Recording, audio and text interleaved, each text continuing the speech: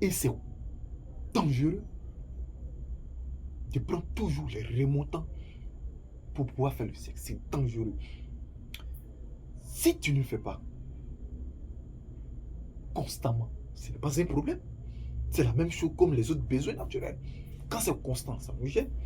Mais quand c'est pas constant, on se dit que c'est normal, tout va bien. C'est la même chose pour le sexe. Mais pourquoi quand ça, ce n'est pas constant, on trouve qu'on a un problème. Mais quand c'est régulier, on trouve que c'est pas un problème. Pourquoi? La preuve, on a des stupéfiants, des additifs autour de nous pour pouvoir nous remonter, pour pouvoir accélérer. Pourquoi tout ça? Pourquoi toujours chercher le plaisir? Alors que nous savons très bien qu'on fait le sexe juste pour procréer, juste pour faire nos petits besoins. Pourquoi nous avons résumé nos sexes au plaisir? C'est vrai, en procréant, on acquiert, on obtient le plaisir. Mais toujours faire le sexe en cherchant ce plaisir, s'il y a problème, il y a problème. Il faut amener les gens à comprendre beaucoup de choses. Je n'essaie pas de dire aux gens de ne pas faire. Comme je l'ai su dit à l'entame de la vidéo, peu importe ce que tu vas dire sur le sexe, on ne va jamais te donner raison. C'est la seule chose qu'on peut parler. Et on ne va jamais te donner raison. Peu importe ce que tu vas dire, c'est sur le sexe. Tu dis bon, on ne va pas te donner raison. Tu dis mauvais, on ne va pas te donner raison. Tu dis faire, on ne va pas te donner raison. Tu dis faut pas faire, on ne va pas te donner raison. Tu dis régulièrement là, mais c'est catastrophique.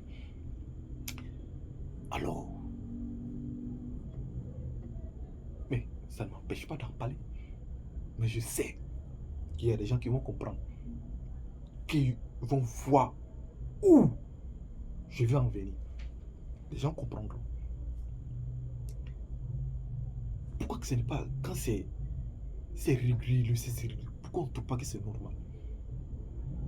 Pourquoi on ne trouve pas que ce n'est pas normal? Pourquoi? Et c'est la chose qu'on applaudit. Alors que quand les autres besoins naturels est fréquent, est constant, est régulier, ça nous gêne. Pourquoi? Normalement, le sexe doit nous gêner. Parce que on obtient quelque chose qu'on appelle le plaisir. C'est ce qui nous amène à ne pas trouver que c'est un problème. Il y a la dépendance sexuelle existe. Mais nous n'avons jamais parlé de ça. On n'en parle pas. Nous voyons les dérivés de la dépendance sexuelle. Nous voyons les conséquences. Nous voyons où ça nous amène. Nous voyons à quoi ça va solder. Mais nous n'en parlons jamais, la dépendance sexuelle. Mais plutôt, on parle des dérivés, les viols, les agressions, les harcèlements. On en parle, mais on ne sait pas qu'est-ce qui cause cela. C'est la dépendance sexuelle. Oui, il y a des gens qui sont dépendants. Ils ne peuvent pas se contrôler, ils ne peuvent pas se maîtriser. De même qu'un alcoolique ne peut pas se contrôler, il est dépendant. De même qu'un drogué ne peut pas se contrôler, il est dépendant. De même qu'un fumeur ne peut pas se contrôler, il est dépendant. Ainsi de suite, ainsi de suite. La dépendance sexuelle existe bel et bien. Et il faut en parler. J'ai dit cela pour ouvrir un canal, pour amener les gens à réfléchir autrement. Et ensemble, nous allons traiter. Oui. Abonnez-vous pour suivre la 4e partie.